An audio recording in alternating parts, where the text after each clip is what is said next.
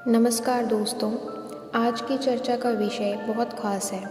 अक्सर लोग इस विषय पर बात नहीं करते, पर उनकी लाइफ में यह चीज़ होती ही है। मैं पूरे यकीन के साथ कह सकती हूँ कि आपको आज की कहानी बहुत पसंद आएगी, तो कहानी को एंड तक ज़रूर सुनिए और ज़िंदगी में अमल में लाने की कोशिश कीजिए। यह कहानी ईगो यानी अहंकार पर आधारित है। यह मोटिवेशनल कहानी एक टीचर की है जो छोटे से गांव में रहते थे। उनकी लाइफ में सब कुछ परफेक्ट चल रहा था। बेटा था जिसकी पढ़ाई पूरी होने वाली थी तथा एक बेटी थी शादी करने लायक। वह बहुत ही हैप्पी लाइफ जी रहे थे। एक दिन उनके दिमाग में ऐसा ख्याल आया जिसने सब कुछ तबाह कर दिया। इनको लगने लगा कि इनकी वजह से सब घर वाले खुश हैं। लगने लगा कि उनके बिना यह सब भूखे मर जाएंगे। धीरे धीरे इनका यह ख्याल कब ईगो में बदल गया, मास्टर साहब को पता ही नहीं चला। एक दिन घर पर बैठे बैठे वह अपने बारे में सोच रहे थे, अच्छा भला बुरा। तब इनको लगा कि क्या वह गलत इंसान बन रहे हैं। बार बार यह ख्याल इनकी ज़िंदगी में बढ़ते जा रहे थे। हर चीज़ में उन्हें घमंड नज़र आ रहा था। एक दिन गांव में एक महात्मा का प्रवचन था। सुनने के लिए पहुँचे तो संयोग से प्रवचन का विषय भी ईगो घमंड था। बाबा जी बता रहे थे कि किसी को भी घमंड नहीं करना चाहिए।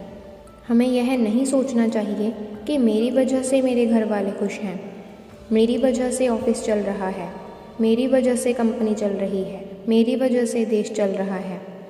हमें ऐसा कभी नहीं सोचना चाहिए। बाबा जी कह रहे थे कि दुनिया में कई लोग आए और कई लोग चले गए, लेकिन देश दुनिया वैसी की वैसी है, परफेक्ट रहती है, हैप्पी रहती है। कभी कभी चुनौतियाँ आ भी जाती हैं, लेकिन हमें यह सोचना बंद करना चाहिए, क्योंकि घमंड राजा रावण का भी नहीं चला। बाबा जी ने अपनी बात पूरी की।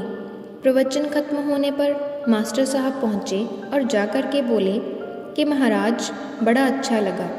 आज का जो विषय था संयोग से वही था जिसके बारे में मैं परेशान हूँ। मुझे लगता है कि मैं घमंडी हो गया हूँ।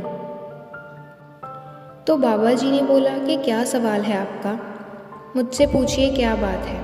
मास्टर साहब ने बोला कि मुझे ऐसा लग रहा है कि मेरी वजह से मेरे घर वाले खुश हैं, मेरी वजह से मेरे घर में हर कोई खुशी से जी रहा है।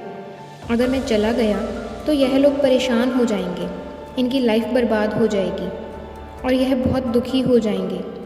तो ऐसे कैसे चलेगा। इस पर बाबा जी ने कहा कि तुम्हारे घमंड का एक आसान सा हल है। एक काम करो, तुम 2 साल के लिए गांव छोड़कर शहर चले जाओ, वहां जाकर के नौकरी करो और पैसा कमाओ और यहाँ की चिंता छोड़ दो, लेकिन हाँ बिना बताए जाना। तब मास्टर जी ने कहा कि फिर घर वाले चिंता नहीं करेंगे। बाबा जी ने कहा कि तुम चिंता मत करो, तुम यह मुझ पर छोड़ दो, मैं सब कुछ ठीक कर दूंगा। बाबा जी के बात मानकर मास्टर साहब चले गए शहर में। बाबा जी ने गांव में बात फैला दी कि एक शेर आया था और हमारे एक भक्त को उठाकर ले गया है, उसकी मौत हो गई है। वह जो भक्त था वह टीचर था। तब यह बात मास्टर जी की फैमिली को पता चली। मास्टर जी की फैमिली बहुत दुखी हो गई और उन पर दुख का पहाड़ टूट पड़ा। गांव वाले परेशान हो गए। यह तो बहुत बुरा हुआ। गांव वालों ने कहा, भाभी जी आप चिंता मत कीजिए। बच्चों से भी कहा कि हम हैं।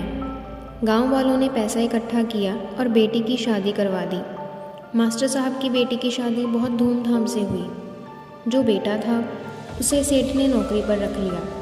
बेटे की पढ़ाई पूरी हो गई थी। उसने परीक्षा की तैयारी की तो उसकी सरकारी नौकरी लग गई।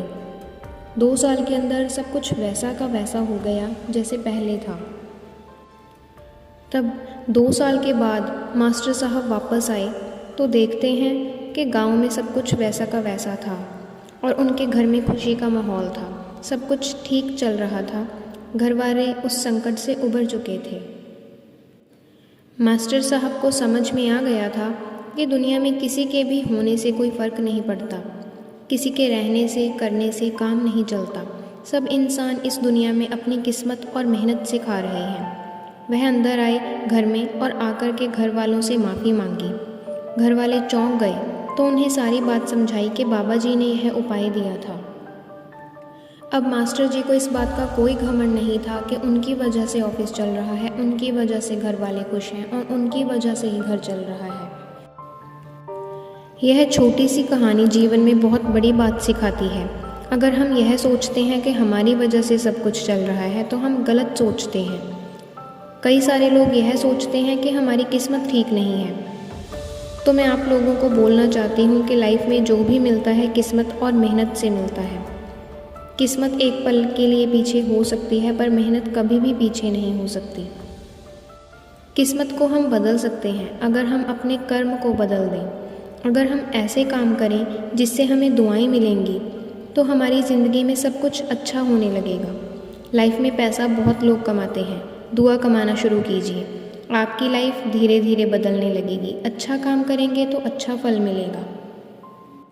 अगर आपको आज की स्टोरी पसंद आई है तो चैनल को सब्सक्राइब, वीडियो को लाइक, शेयर एंड कमेंट करना ना भूलें। और आप अगली स्टोरी किस विषय पर चाहते हैं कमेंट में सजेस्ट कीजिए।